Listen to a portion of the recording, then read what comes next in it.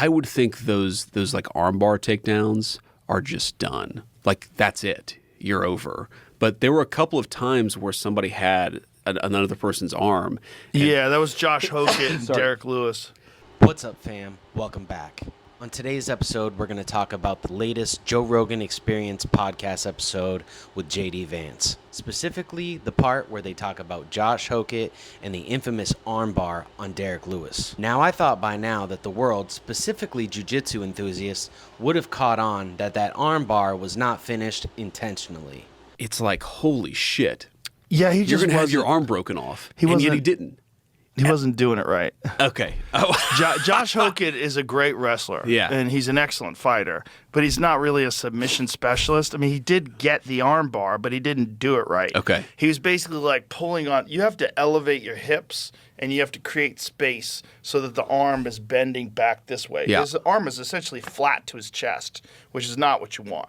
What you want is a back arch like this, where you see like how it is right there? Yeah. So what he wants to do here, what he should do, instead of having his hips down, his knees up, what you're supposed to do is heavy leg curls with the leg and elevate the hips up and pull it way back. So he'd almost be So you'd, bridging. like, bend it. He would Yeah. be on the top of his shoulders and bridging, and then he would have broken his arm. The other option is you pull it off to the side like this, Yeah.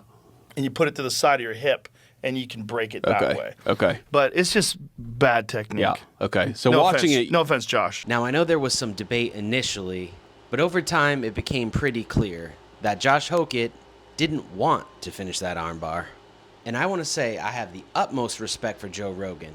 Not only because Joe Rogan was one of the main people that influenced me to get into jiu-jitsu, and also for his achievements in earning a black belt under not just Jean-Jacques Machado, but also Eddie Bravo.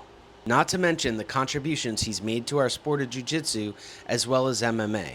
And even though he experiences his fair share of criticism for being a commentator in the UFC, we can't deny what he has done for us in the past and the impact that he has made on the sport.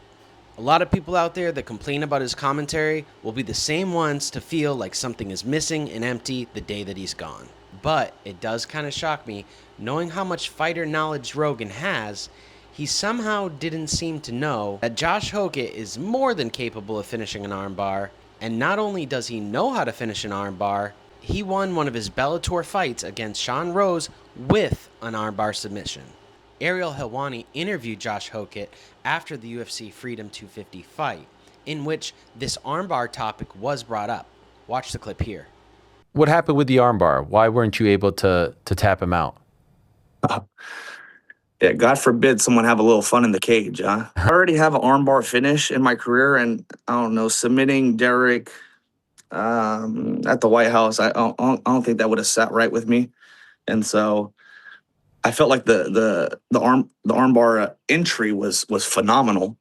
I didn't want for the fight to end like that, and I wanted to knock out the knockout artist. Just to be clear, are you suggesting that you didn't try to tap him out? Because I did see Mighty Mouse Israel Adesanya suggest that you were kind of like goofing around.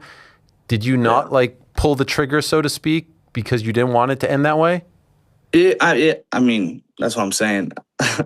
Yeah, I think a knockout at the White House against, the greatest knockout artist that the UFC's ever had is so much better than an armbar finish. And I already have an armbar finish, and I don't like finishing fights the same way twice.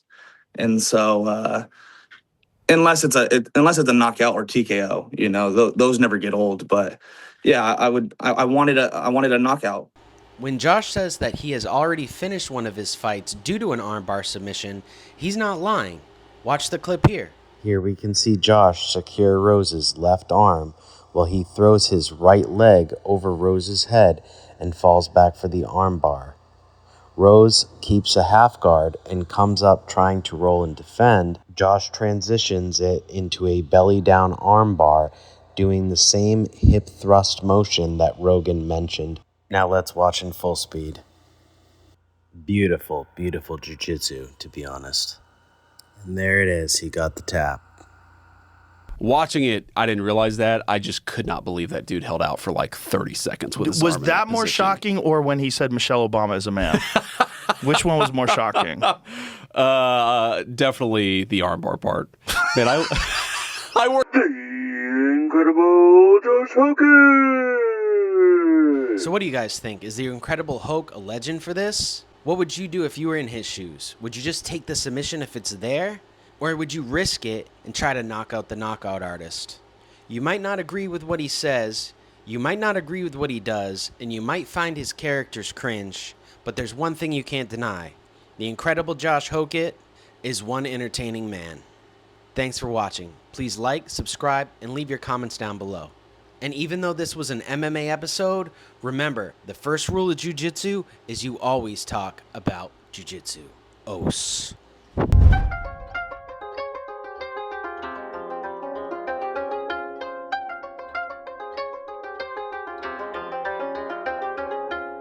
Thanks for watching. Please like and subscribe to support more jiu-jitsu content.